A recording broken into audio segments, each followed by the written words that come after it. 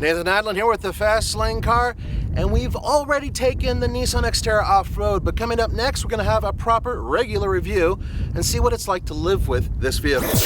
We're going to leave something up to your imagination, and that's the 0 to 60 time of the Nissan Xterra at nearly 6,000 feet above sea level. The reason why is because the Solo DL does not work today because I forgot to charge it.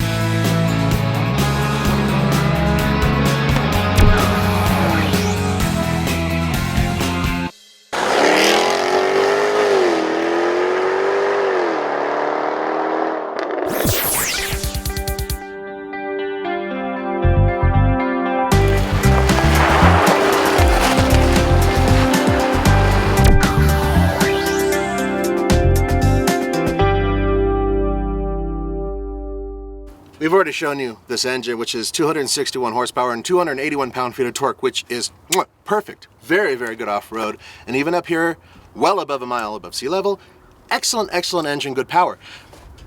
But there is a drawback, and that is combined gas mileage is rated at 17 miles per gallon. For me, it's been closer to 15 or 14 miles per gallon. The problem is this is a heavy vehicle, and as such, no matter what, you're going to lose the potential for good mileage.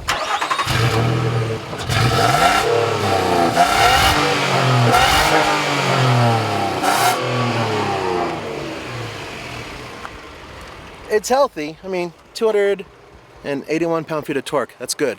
The sound, it kind of sounds like a blender. It just doesn't sound great.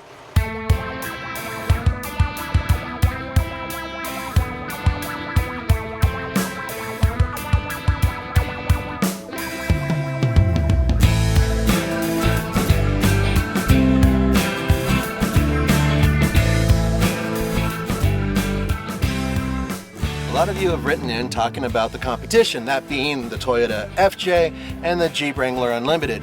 And they are neck and neck in terms of the people they appeal to and in terms of ability. But the Nissan Xterra beats them both in one major area, and that's overall utility. Lots of space. Hard plastics, easy enough to put a bike or something dirty in here, and a nice little storage pit under here, which is big enough for, well, a box of tins, you know, cookies, popcorn, little things like that. Not a lot, actually. They also have these runners on the side. You can put cleats in them and hold things down. But there is a negative, and I'm about to show you what it is.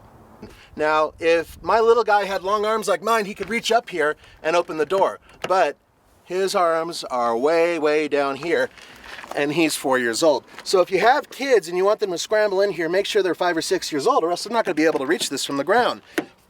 Another issue is, frankly, it's kind of hard and narrow to get in here.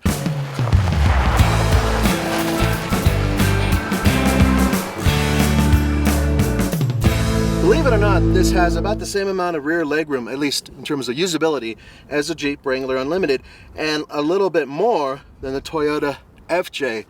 And also it's a little easier to enter than the FJ. I personally think that there's just enough room for me to be comfortable for about an hour's worth of driving, and I am sitting behind myself. I think it's fine for kids, but I certainly don't recommend it for anybody who plays professional basketball. Now, if you want to quickly fold down the rear seats here, and ta-da, not much, but fortunately, you can lift up this section here, and it will fold flat. I'm actually a fan of the first and somewhat second generation of the Nissan Xterra before they went to this body style. It's not bad looking. I just like the round headlights on the supercharged version. It's a long story. This one is fine to look at, but once you realize how cheap some of the materials are and the fact that this whole area here that's supposed to be metal is actually plastic, it takes away from it.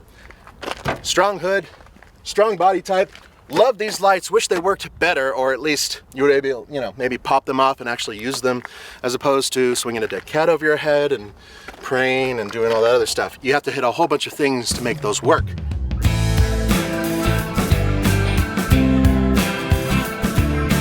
A long time ago, I went to Moab, Utah, and I took one of these Xterras with me, and it was an awesome trip, and I had a great time, and the vehicle did really, really well. But I had an issue. I played poker with a bunch of buddies in Moab the night before. We smoked cigars, spilt beer all over ourselves. It was really horrible. So I took that shirt and I threw it in here. This is really made for, like, if you have a wetsuit and you want to throw it in there, or really nasty things and you throw them in there. I threw in my nasty shirt, and by the time I drove 500 miles back to Denver, everything was fine.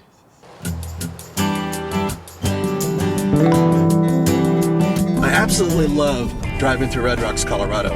It's just gorgeous, it's windy and picturesque, and it's right next to a major highway.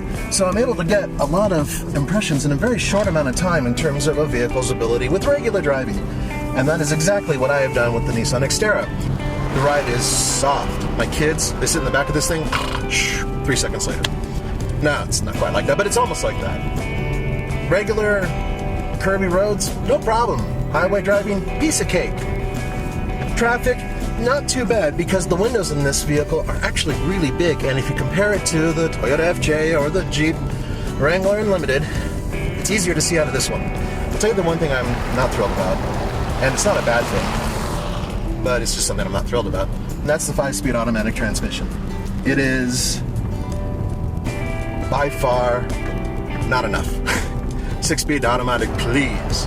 Now, you can get a 6-speed manual transmission, which is fantastic. I highly recommend it, because only real men like to stir their own coffee. You know what I'm saying?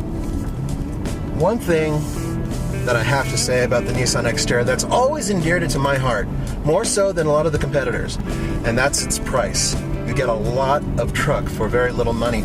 This vehicle, as equipped, runs about $32,000.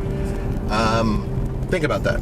Think about what you can get from Jeep, what you can get from Toyota for that amount of money. Now, you can get a Jeep, you can get a Toyota FJ, but in terms of having the type of equipment that this vehicle has, no, you can't really do that.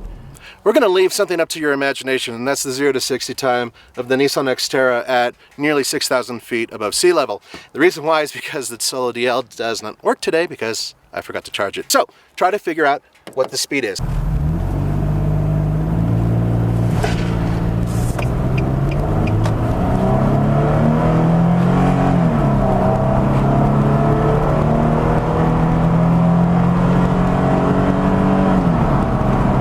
I love the Nissan Xterra, and I would buy it if it were a manual, but the tester is an automatic. So, as I've said before, buy it, lease it, rent it, or forget it, I would lease it.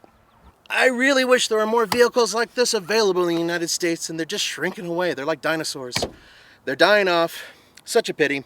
Well, fortunately, we still have the Xterra and a few others out there that we can have fun with. And man, you really should get out there and do some off-roading. Oh, by the way, don't worry about me being up here on this. This is meant for fat people, old ladies, interns, things like that. For the Fast Lane Car, this is Nathan Adlin. See you next time.